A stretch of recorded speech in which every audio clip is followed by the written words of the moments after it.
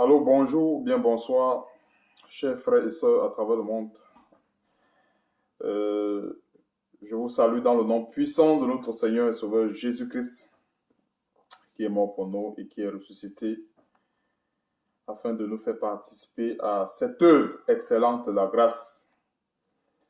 Que son nom soit infiniment béni et le nom de notre Dieu, qui est son Père et qui est aussi notre Père céleste.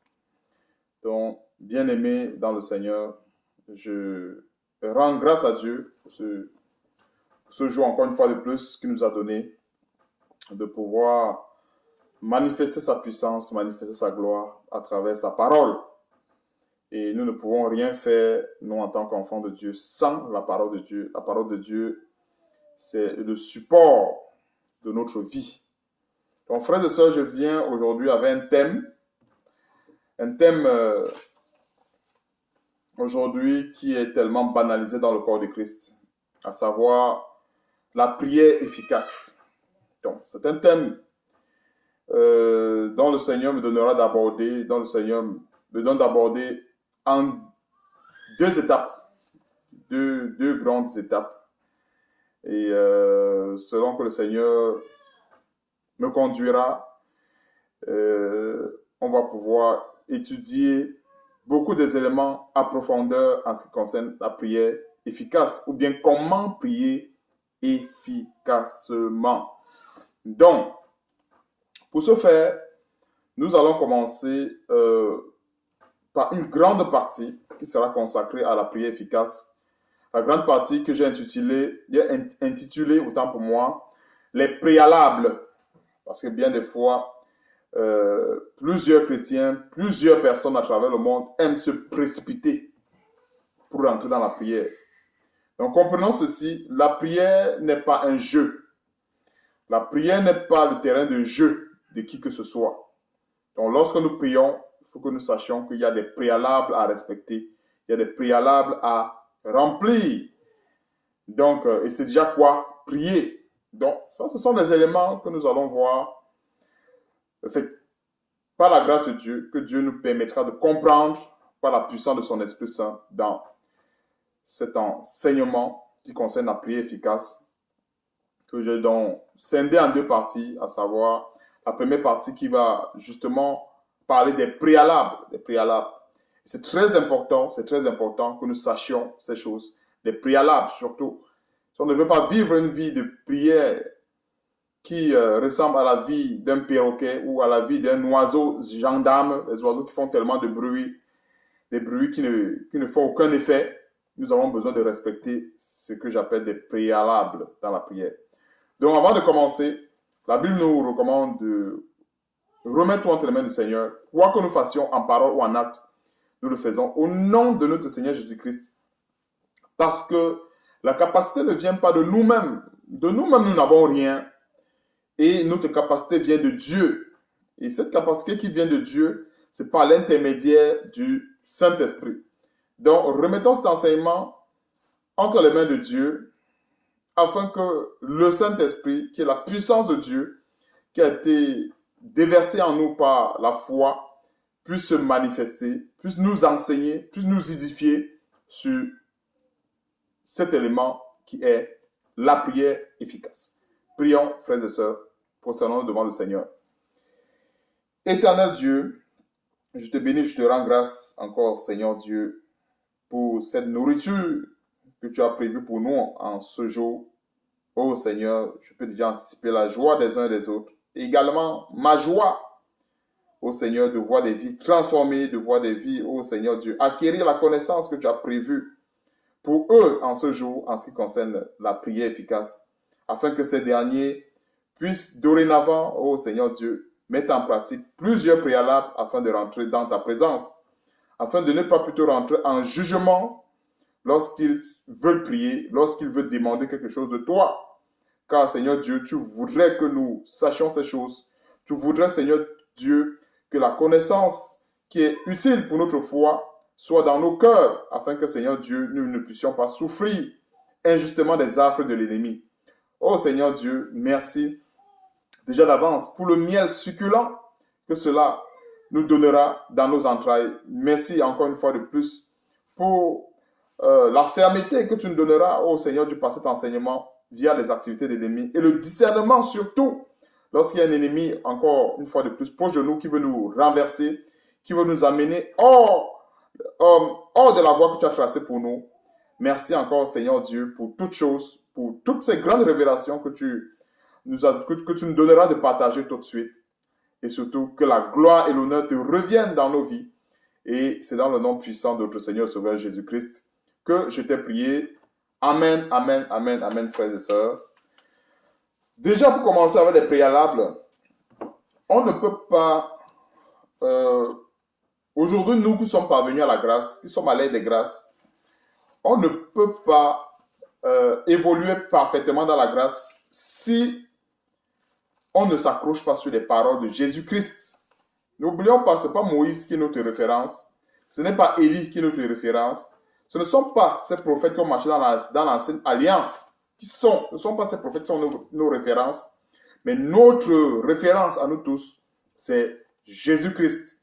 Raison pour laquelle nous allons commencer par Matthieu chapitre 5, les grandes recommandations de Jésus-Christ sur la prière. On va commencer par ces grandes recommandations de Jésus-Christ lui-même. Matthieu chapitre 5. Il n'y a pas meilleur enseignant que le Saint-Esprit. Il n'y a pas meilleur enseignant que Jésus-Christ. Le Seigneur Jésus-Christ nous a dit qu'il va nous donner un consolateur. Et Jean 14, verset 26 nous dit que le consolateur que le Père enverra va nous conduire dans toute la vérité. J'essaie de paraphraser ce verset assez rapidement pour ne pas rentrer dans le détail et nous disperser dans l'enseignement. Je veux qu'on reste focus sur les préalables. Matthieu chapitre 5, frères et sœurs, on ira au verset 23 à 24. On va voir un bon préalable que le Seigneur Jésus-Christ nous a enseigné en ce qui concerne la prière, c'est-à-dire avant d'entrer. Lorsque nous parlons des préalables, en fait, il y a lieu de comprendre que c'est ce que nous devons remplir avant de rentrer dans la prière. Parce qu'aujourd'hui, c'est devenu le terrain de jeu de plusieurs. Prier, c'est demander à Dieu. On ne vient pas dans la présence de Dieu on ne vient pas n'importe comment dans la présence de Dieu. Donc, nous devons remplir ces préalables. Sans plus tarder, Matthieu chapitre 5, verset 23, frères et sœurs. Si donc tu présentes ton offrande à l'autel et que là tu te souviennes que ton frère a quelque chose contre toi, laisse là ton offrande devant l'autel et va d'abord te réconcilier avec ton frère, puis viens présenter ton offrande. Voilà un grand détail, un grand préalable. Plusieurs chrétiens, quand il arrive des malheurs, s'empressent tout simplement pour aller prier. Ton père t'appelle, ta mère t'appelle, ta soeur t'appelle. Ah, mon enfant est malade. Ah, ma fille est malade. Moi-même, je suis malade. On t'appelle, telle personne est dans le coma. On s'empresse. Non, on va prier, on prend directement. Ou bien, voilà, on prend le psaume 91, on se met à réciter. On récite, on ne comprend même pas. C'est-à-dire, en récitant même, tu demandes à ce chrétien, ou bien à cette personne-là qui récite cette parole, qu'est-ce que ça veut dire? La personne ne pourra même pas te l'expliquer. Tout simplement parce que la prière aujourd'hui a été tellement banalisée. Et c'est le plan de Satan de banaliser les choses de Dieu. Il y a les règles en toutes choses. Et notre Dieu n'est pas un Dieu de désordre, mais il est un Dieu d'ordre. En toutes choses, il y a un ordre à respecter. Il y a un ordre à respecter. Et notre Dieu, c'est l'ordre. Alors, si notre Dieu, c'est l'ordre, ça veut dire qu'il a bien prévu que dans chaque domaine, dans chaque élément de la vie spirituelle d'un chrétien, il doit respecter ce que j'appelle des préalables avant de pouvoir entrer dans le vif du sujet. Donc, voilà un préalable qui est très important, à savoir, quelqu'un veut offrir ses prières à Dieu, veut offrir ses biens, peut-être pour aider un frère, pour aider une soeur, pour peu importe, à Dieu. Avant de le faire, s'il se souvient qu'il a un grief avec ce frère ou avec une soeur, peu importe, qu'il laisse son offrande. Qu'il laisse son offrande. On n'est pas obligé de prier. On n'est pas obligé... C'est un faux pasteur. Malheureusement, il faut vraiment le décrire haut et fort parce que c'est... à un moment donné, ça attire de la colère. Quand on voit tous ces égarements de par le monde entier, comment plusieurs induisent seulement les autres en erreur. Tu as telle chose, prie comme ceci, prie comme cela, prie 3 fois par jour, prie 5 fois, prie pendant 10 heures de temps, prie pendant 5 heures de temps. Ça sert à quoi de rentrer dans la prière quand le cœur est rempli de rapines?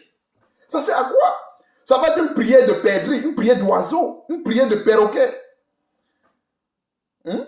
Et avec ces soi-disant enseignements qui transforment les chrétiens en perroquets, qui transforment le monde entier en perroquets. La prière, c'est demander à Dieu. C'est aussi simple que ça. Quand on prie, ce n'est pas la magie. On demande à Dieu de nous aider. On demande à Dieu de nous venir en aide. On demande à Dieu soit un secours. On demande à Dieu soit une volonté. Et on demande à qui? Nous devons honorer ce Dieu-là. Il n'est pas une poubelle. On va rentrer dans la présence de Dieu. À n'importe quand, n'importe quelle heure, dans n'importe quelle condition, on rentre seulement.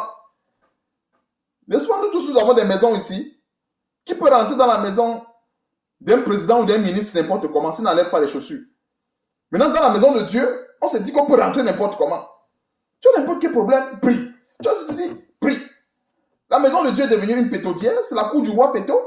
Nous devons respecter, frères et sœurs, les préalables. Et ces préalables, en fait, c'est ce qui nous amène à avoir plus tard les ossements. Les ossements ne fait pas partie de cet enseignement, ça va être plus tard les ossements. Mais pour l'instant, on va se concentrer uniquement sur les préalables. Parce qu'il y a trop de problèmes au niveau des préalables. Il y a un sorcier dans la famille. Ah, maman, est-ce que tu pries? Prie, hein? Prie beaucoup, prie. La mère n'a même pas encore reçu le Seigneur, tu lui demandes de prier. Tu l'envoies au choc. Tu l'envoies au choc. C'est des choses que tu vois, quand tu entends, ça te fait mal. La mère va se mettre à prier, les démons vont la fouetter la nuit. Et tu seras même plus là quand les démons vont la fouetter. Ou le père et tout le reste.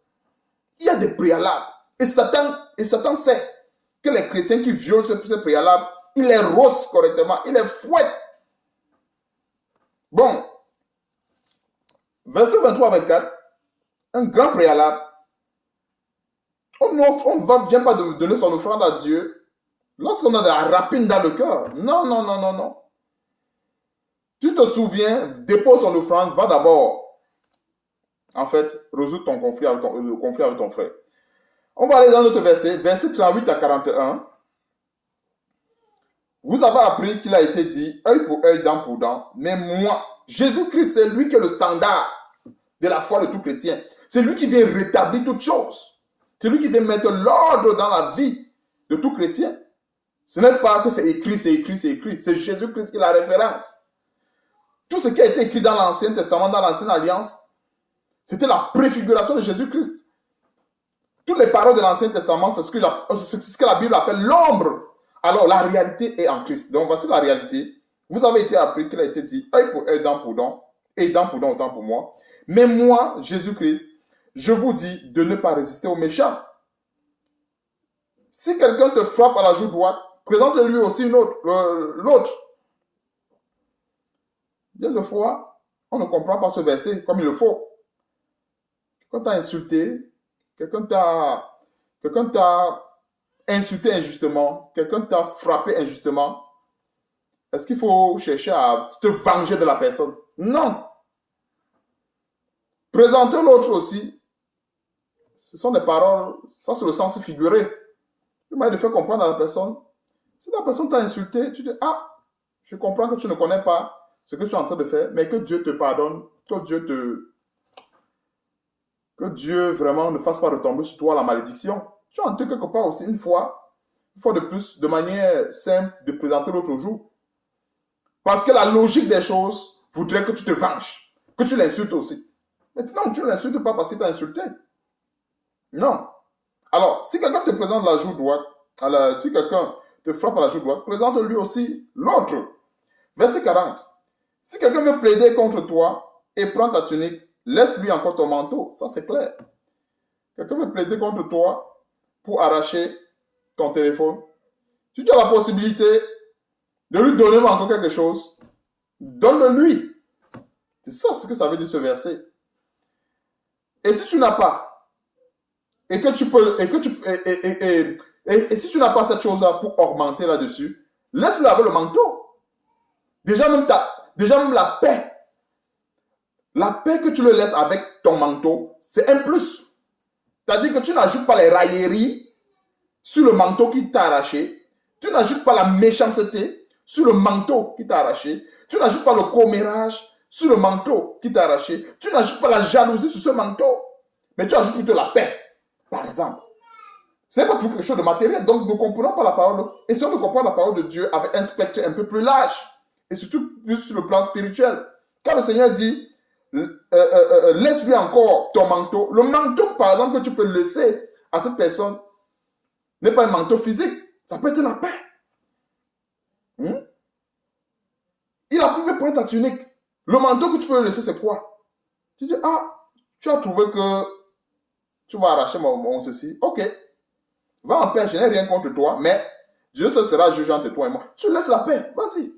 Je n'ai rien contre Dieu. Moi, je ne veux pas te poursuivre. Je ne veux pas chercher. Non, vas-y. C'est ça. Laisser encore le manteau. Plusieurs ont dit non. Je vais plutôt encore augmenter la méchanceté sur ça, augmenter la jalousie. Non, tu laisses le manteau de paix. Le véritable manteau qu'on peut laisser à quelqu'un, tu laisses la paix, tu souhaites la paix. Ok, vas-y, va en paix. Si tu trouves que tu as raison dans ce truc, va en paix, vas-y. C'est Dieu seul qui saura comment faire, mais va en paix. C'est ça, laisser le manteau. Donc, j'étais au verset 38 à 41. Si quelqu'un te force, ça c'est dans le même contexte encore, à faire 1000, faisant 2 avec lui. C'est toujours le même contexte. Ça, ce sont des préalables. Alors, tu veux prier, tu veux jeûner. Il y a un esprit un peu qui menace ton enfant, qui menace ta mère, qui te menace toi-même. Essaye de vérifier, est-ce que ces préalables sont d'abord accomplis, sont d'abord remplis dans ma vie avant de rentrer dans la présence de Dieu. Quand on veut rentrer dans la maison d'un roi, qu'est-ce qu'on fait? On demande l'audience. On veut rentrer dans la maison d'un roi. On enlève soit ceux qui ont les chaussures, les gens qui ont les chaussures soit sales, on dit enlève tes chaussures. Pourquoi nous voulons rentrer dans la maison de Dieu avec la cochonnerie, avec la saleté? On ne sait même pas laver, on vient là, tout ça, on veut rentrer dans la maison de Dieu. Nous pensons que Dieu là, c'est la poubelle. Frères et sœurs, nous devons apprendre à respecter les préalables. Et bien de fois, pour comprendre les choses de Dieu, on le comprend avec la nature. Tout ce que nous voyons dans le monde nous enseigne. On n'a pas besoin qu'on nous le dise encore et encore. Non. Quand tu vas chez un président, tu rentres comme ça, tu rentres chez un ministre comme ça, tu demandes l'audience. On te dit passe à telle heure. Si tu viens même sur le ministre, tu es même mal habillé, on va te dire que non, la coiffure là va changer. L'habit là, non, va enlever. Maintenant, quand ça concerne Dieu, on oublie, on pense que c'est différent quoi. Quand ça concerne Dieu, tu as tel problème, prie, on donne les versets. Il y a beaucoup de charlatans dans ce domaine. Moi, je me souviens encore, c'est un petit témoignage de ma vie, je vais donner assez rapidement, pour qu'on soit édifié aussi également. Je vois souvent à l'époque où je restais, par le passé, il y avait une dame qui avait son enfant, et elle utilisait la Bible comme son gris-gris. C'est-à-dire quoi? Elle connaissait, il dit qu'à l'époque, j'étais dans le monde, je ne connaissais pas la Bible, mais elle aussi étant dans le monde comme moi, mais elle connaissait, quand elle dit qu'on connaît des versets, il faut bien que je donne une précision là-dessus. Elle ne connaissait pas véritablement les versets. En fait, elle a suivi beaucoup de marabouts qui donnaient des versets. On dit, ok, si l'enfant est malade comme ça, Somme 38. S'il y a ceci, Somme 35. S'il y a cela, Somme 100. Il y a ceci, Somme 90. Donc, la parole de Dieu devient un gris-gris. Donc, voilà ce qu'elle fait. Elle faisait, autant pour moi. L'enfant, quand elle sortait pour aller faire quoi que ce soit, elle ouvrait le Somme 37. Moi, je ne me rappelle plus. Je donne un exemple comme ça, parce que moi, je ne me rappelle plus de ces choses. Soit elle ouvre le Somme 37, elle ouvre la Bible, elle couvre, elle met à côté de l'enfant. Et elle part, fait ces choses. Il parle bien une païenne, elle ne connaît pas Dieu. Voilà comment est-ce qu'elle faisait. Quand je lui demandais, mais pourquoi est-ce que tu fais ça? À l'époque, j'étais dans le monde, je ne connaissais pas. Tu es dans mon désordre et tout le reste. Elle me dit, en fait là, c'est elle qui commence à me donner les détails. On lui avait dit que quand tu fais ceci, Somme 35. On lui avait dit que quand tu fais ceci, Somme 90. Comme Somme 86, Somme 87 là, Somme 86. C'est pour ça que quand elle sort, elle ouvre le Somme tel, elle dépose devant l'enfant. Comme si la parole de Dieu était des gris-gris. C'est-à-dire, les préalables là, elle ne connaît pas. Et cette vidéo, c'est pour aider plusieurs à prier efficacement. Avant de rentrer dans la maison du roi des rois, du Seigneur des seigneurs, de celui qui a créé le ciel et la terre. Frères et sœurs, respectons les préalables. Nous devons tous respecter. Il n'y a pas une seule personne qui ne doit pas respecter ces préalables. Respectons ça. Tu ne rentres pas dans la maison d'un président avec soit les cheveux crépus, les chemises déchirées, les pantalons déchirés, avec la rancœur dans le cœur. Non, non, non, non. Tu rentres dans la maison du roi des rois avec des vêtements propres. Quand tu viens, tu regardes. Ah oui, il est nickel, ça va, ça va. Ok, viens. Tu avais quel problème là? Non, vraiment, mon roi, j'ai mon fils qui est malade depuis tel longtemps. Le roi te regarde, il voit que tu es présentable. Il dit, ok, ma fille, ton fils a quoi? Ok, voilà le médicament. Tu prends ce médicament, tu vas maintenant soigner ton enfant. Et le voilà qui est guéri. Maintenant, tu es devant le roi. Le roi te regarde et dit que hey, celui-ci a me fait comment pour entrer dans ma maison? Parce qu'il a seulement entendu que la prière existe. Tout le monde tombe dedans. Les bouddhistes prient, les musulmans prient, tout le monde prie. Sachions, nous qui sommes chrétiens, et je dis encore, le mot chrétien là doit encore une fois de plus, il y a même lieu de redéfinir le standard, parce que voilà encore notre mot qui est tellement banalisé. Ce n'est pas l'objet de cet enseignement, mais je vais ouvrir une parenthèse rapide et pas traverser là-dessus. C'est tellement banalisé. Dans la Bible, on a vu que en fait, on appelait les disciples chrétiens à cause de leur marche chrétienne, à cause de leur foi. Aujourd'hui, c'est tellement la division. Chrétien catholique, chrétien mormon, chrétien ceci, chrétien cela. Non! Le corps de Christ n'est pas divisé. Il y a un seul évangile. Il n'y a pas deux. Soit tu es dans l'évangile vrai, soit tu es dans l'erreur. Un point, un trait. C'est une petite parenthèse que j'ouvrais tout simplement là-dessus. Le Seigneur nous a enseigné les préalables. Si tu as quelque chose, dépose. Si quelqu'un veut faire 1000 avec toi, fais-en 2000. Si quelqu'un veut plaider contre toi, prends ta tunique, donne-lui encore ton manteau. Ça, c'est les choses qu'on a vues. Verset 43 à 45, il est écrit, vous avez appris qu'il a été dit, tu aimeras ton prochain et tu haïras ton ennemi. Voilà, voilà un domaine. On va essayer de creuser dans les préalables. C'est là où il y a très souvent les problèmes. Que les chrétiens arrêtent de s'empresser d'entrer dans la maison du roi des rois comme si c'était la maison d'un chien. Le roi des rois, c'est le roi des rois. Et ces mêmes chrétiens, quand ils veulent aller chez les présidents, ils demandent l'audience. Ils s'habillent bien. Ils ont des costumes. Ils s'arrangent. Ils sont bien habillés, bien coiffés. Quand il faut aller chez quelqu'un du monde. Maintenant, pour entrer chez le roi des rois, le Seigneur de... Mais maintenant, on oublie ces principes. C'est-à-dire la tête, on dirait que l'intelligence du chrétien devient vide en ce moment. Mais quand il faut aller chez un ministre, on s'habille, on se dresse, on met une bonne veste, bonne ceci, on est bien sapé. On va chez le ministre tel. Maintenant, donc, il faut entrer chez Dieu. On oublie, il n'y a plus de préalable. Donc, on s'en fout. Dieu est bon. Tout ce qu'on trouve à te dire, Dieu est amour. Donc, comme il est amour, il devient la poubelle. On vient chez Dieu comme un cochon. Tout sale, tout crasseux de péché, crasseux d'iniquité. Et on veut rentrer dans sa maison. On va voir ce que Dieu dit. Ça, c'est ce que je ressasse seulement comme ça rapidement. Je coupe ça rapidement comme des petites feuilles en l'air. Mais on va rentrer dans les détails avec les versets, ce que Dieu dit par rapport au préalable. Et déjà, on finit d'abord avec Jésus-Christ. On va aller aussi avec les apôtres également. Verset 43. Vous avez appris qu'il a été dit, tu aimeras ton prochain et tu haïras ton ennemi. Mais moi, c'est Jésus-Christ qui a toujours été la référence. Il va rester et demeurer notre référence. Mais moi, je vous dis, aimez vos ennemis, bénissez ceux qui vous maudissent, faites du bien à ceux qui vous haïssent et priez pour ceux qui vous maltraitent et qui vous persécutent.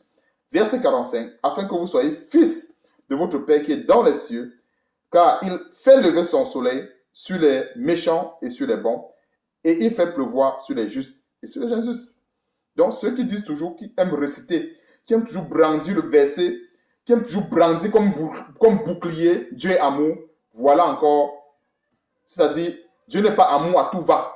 C'est-à-dire, plusieurs le récitent comme un perroquet. C'est-à-dire que réciter la parole, ça, il faut comprendre la profondeur de la parole. Le verset 45, nous fait comprendre que Dieu est bon. Voilà pourquoi on dit qu'il est bon. Tu es, les musulmans, ils ne connaissent pas Dieu. Ils ont les richesses, non? D'autres ont la paix, d'autres ont ceci. Le bouddhiste, sur souvent certaines émissions, tu vois un bouddhiste, il fait des incantations, il fait de l'encens, il dit qu'il protège son enfant. Et après, l'enfant n'a pas de malheur qui lui arrive, on va dire que c'est le grand chaman qui a fait quelque chose.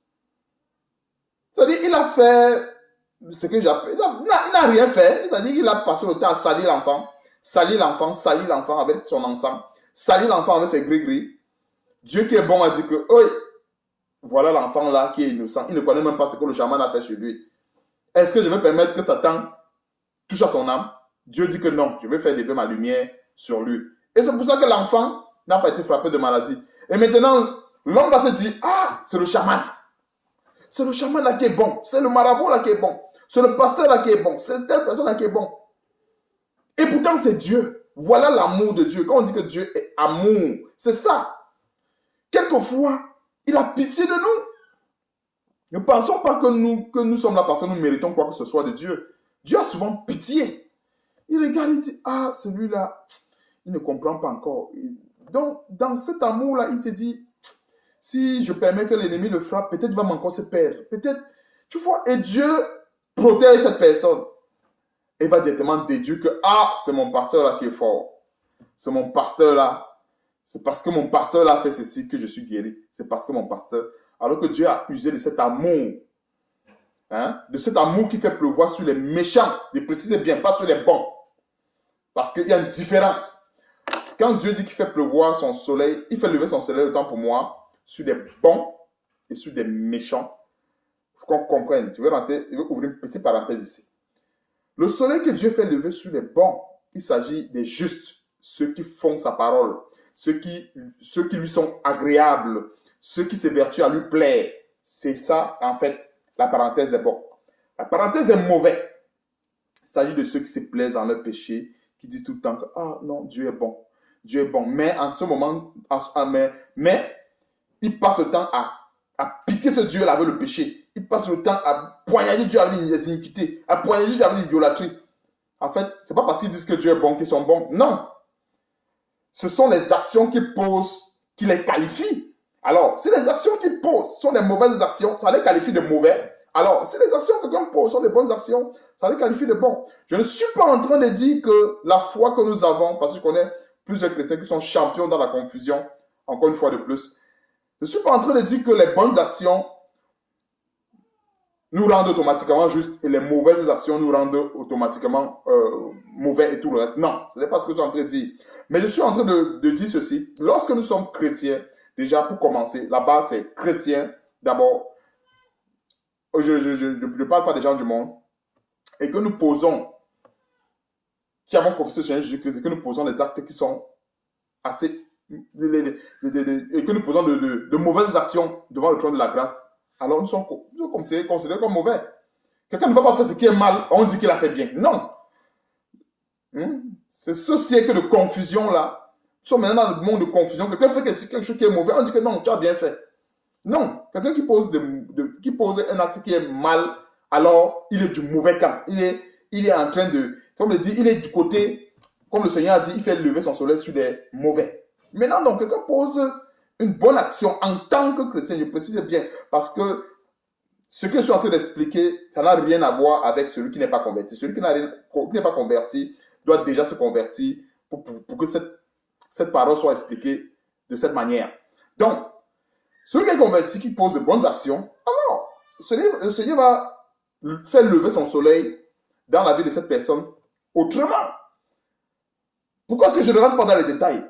Parce que les voies de Dieu sont insondables. Ça peut être une voiture, ça peut être une maison, ça peut être la persévérance, ça peut être la patience. Dieu peut faire lever son soleil sous plusieurs manières et sous plusieurs formes. On ne peut pas commencer à réciter ce qu'on ne va pas finir l'enseignement. Verset 45. Ce qu'il faut retenir dans ce verset, c'est que Dieu nous demande de ne pas haïr nos ennemis. Voyons dans ces soi-disant églises qui sont plutôt des bâtiments qui entraînent les gens dans la perdition. Et de plus en plus, il faut bien que nous dénonçons ces choses afin que les chrétiens se réveillent. du sommeil. Par moments, plusieurs disent non, il ne faut pas dénoncer parce qu'eux-mêmes, il faut enseigner seulement, eux-mêmes, ils vont se rendre compte que ce qu'ils font est mauvais. Non! Il y a des gens qui ne... Il y a certains qui peuvent se rendre compte par les enseignements, mais il y a d'autres souvent qu'il faut toucher du doigt. Il y a certaines personnes, quand tu parles peut-être des faux pasteurs, de fausses doctrines et tout le reste, si tu n'évoques pas leurs mauvaises actions, souvent, ils ne peuvent pas comprendre. Tu dis seulement faux pasteur superficiel, ils ne comprendront rien. À un moment donné, il faut évoquer les fausses doctrines, les faux enseignements qui perdent plusieurs. C'est ta grand-mère qui est ton ennemi. Maintenant, voilà quelqu'un qui commence à détester sa grand-mère. Il n'est pas même plus dire bonjour à sa grand-mère. C'est ta mère qui te déteste. Il faut la tuer. Dieu a dit que chercher un verset hors du contexte, qu'il faut pas laisser vivre la sorcière. Va tuer ta mère parce qu'elle est une sorcière. Va la tuer. Va tuer ton père parce qu'il était un sorcier. Qu'est-ce que Jésus-Christ a dit? Jésus-Christ a dit que va tuer ta mère parce qu'elle est sorcière.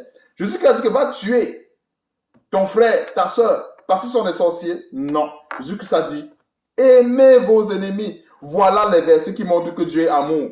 Il y a encore quel verset? Le Dieu amour ne veut pas dire que Dieu donne la permission du péché. Non. Dieu ne donnera jamais la permission de pécher. Dieu est amour parce que un musulman, bien qu'il tue les gens, un bouddhiste, bien qu'il tue les gens, il égorge les âmes et tout le reste, spirituellement, physiquement, peu importe. Dieu a la patience. Et qui est notre avocat? Jésus-Christ. Jésus-Christ va dire, ah, j'ai donné ma vie pour ce musulman. J'ai donné ma vie pour ce bouddhiste. Il intercède devant notre grand Dieu, qui est son Père aussi. Il dit, grand Dieu, je suis mort sur la croix pour ce chaman.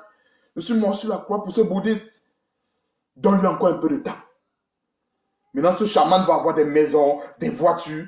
Et tu vas voir des soi-disant pasteurs qui se le disent du moins. Prendre les exemples des stars du monde. Prendre les exemples des bouddhistes, des musulmans, pour dire qu'il est béni. Quel genre de bénédiction? Parce que Dieu a donné un petit soleil de vie. Un petit soleil. Un bouddhiste, un musulman, on va dire non. Tout a une sanctification, mais ils sont là, ils sont pauvres. Les musulmans sont riches, les ceci sont riches, parce qu'ils ont respecté les ceci. Nous devons respecter la parole de Dieu et honorer cette parole. La prière a tellement été banalisée. Il est temps que les choses rentrent dans l'ordre. Il est temps que le chrétien sache qu'on ne rentre pas dans la maison du roi des rois, crassé comme un cochon. Notre Dieu n'est pas une poubelle. Notre Dieu n'est pas un chien. Il doit être honoré. Dieu doit être honoré. Honoré. Nous devons apprendre à honorer Dieu. Quand il faut prier, le chrétien doit s'examiner. Est-ce que je suis digne d'entrer dans la présence de Dieu? Alors, s'il répond à cette question, alors il entre. S'il n'est pas digne, il laisse cette prière-là. On n'est pas obligé de prier. On n'est pas obligé d'enseigner.